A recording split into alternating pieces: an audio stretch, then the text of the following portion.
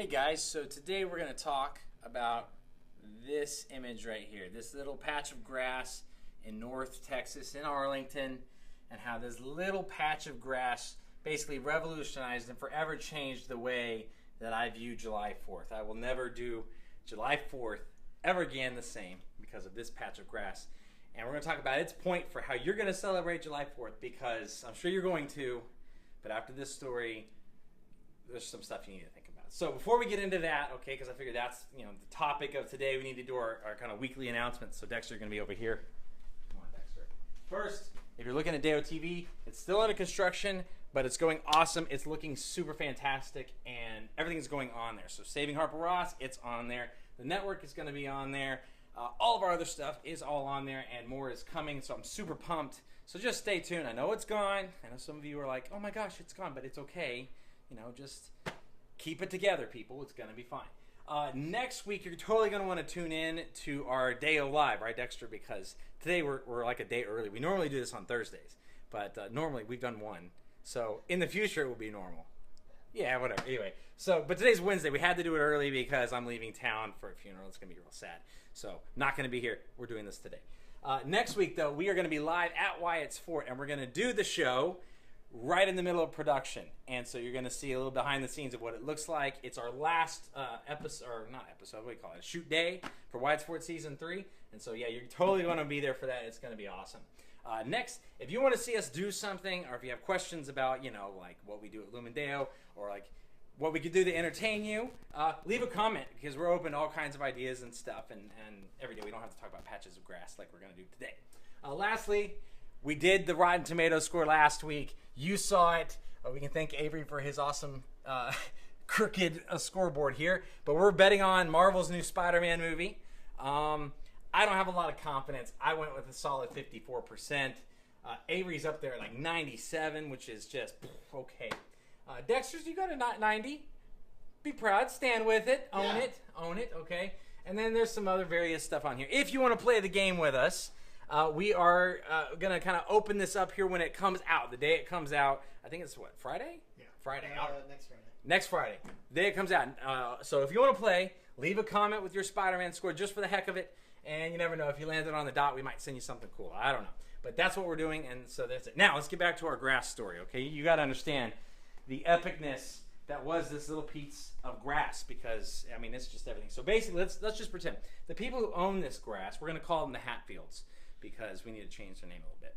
So the Hatfields lived here, and they had 2 dogs, and they loved their dogs. Their dogs were like their family members, and they lived really close to where I live. And they had an ongoing dispute. Is that a good word? Dispute with their across-the-street neighbors from them. We're going to call them the McCoys. Because if I didn't call them McCoys, if I had said like the Burnses, you would have been all upset and disappointed.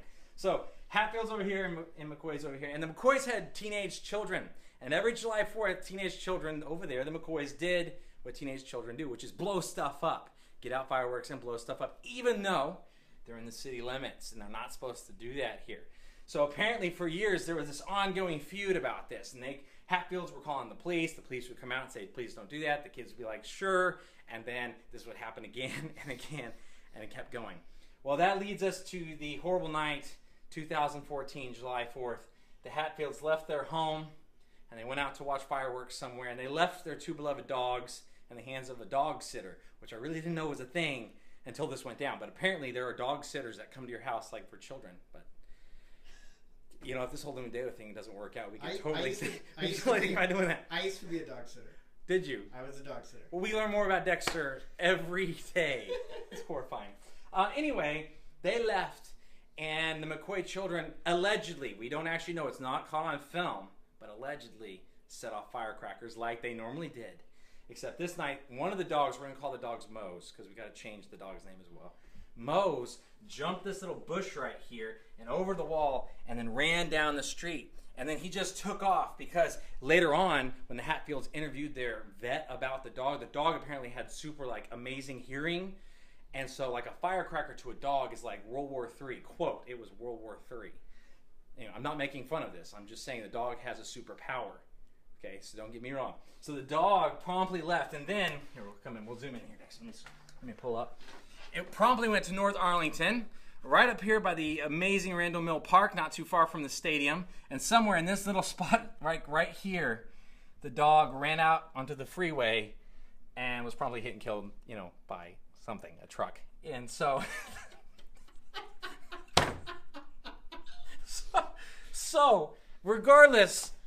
needless to say, the Hatfields were really upset. And so the Hatfields did what anybody else would do, is they went to their front yard area that faced the McCoy's house to this spot, and they erected a giant circular shrine to their dog made out of stone, and it went all right here and all the way around. They went 4 or 5 rows up, or thereabouts, I don't know. Anyway, but they built it up. They put flowers and wreaths. They put a picture of the dog, and on top of it, they put a giant sign in it with a thing saying MosesStory.com, where you could go and read the horrible story of the injustice that happened to Mose and how Moses' death was caused by the McCoys. And they did this so that when the McCoys woke up every morning, the McCoys would come out and see this shrine right across from their driveway and have to see it every day. It's kind of like their vengeance of look what you did to Mose. And it wasn't until this year, 2.5 years later, that they finally came and took the Mose shrine down, leaving just this little patch of grass here. But it's forever changed the way I think of July 4th, because now when July 4th rolls around and I think of fireworks, or like fireworks at the end of the Ranger game, I just get depressed inside, because Mose is dead, and he died on the freeway, and if you drive by that spot, well, maybe, just maybe, the ghost of Mose will come by someday. I don't know. But it's really depressing. So the moral of this story, as you can probably have figured out by now, because there's a lot of morals to this story, guys, but the moral that I get from it is, if you have dogs, and Dexter, you have dogs. You have 2 dogs. Yeah. What are their names again? Cosby and Wallace. Cosby and Wallace. So if you're owners of dogs and you name them Cosby and Wallace or other names, and you live near a freeway, then the freeway is going to kill your dogs, is really what I'm getting out of this story. Is like, don't live there, because the freeway. Dexter, you live by the freeway, don't you? You live like not very far from this. Right off the freeway. Wallace is probably loose right now, running for Randall Mill Park to that freeway spot.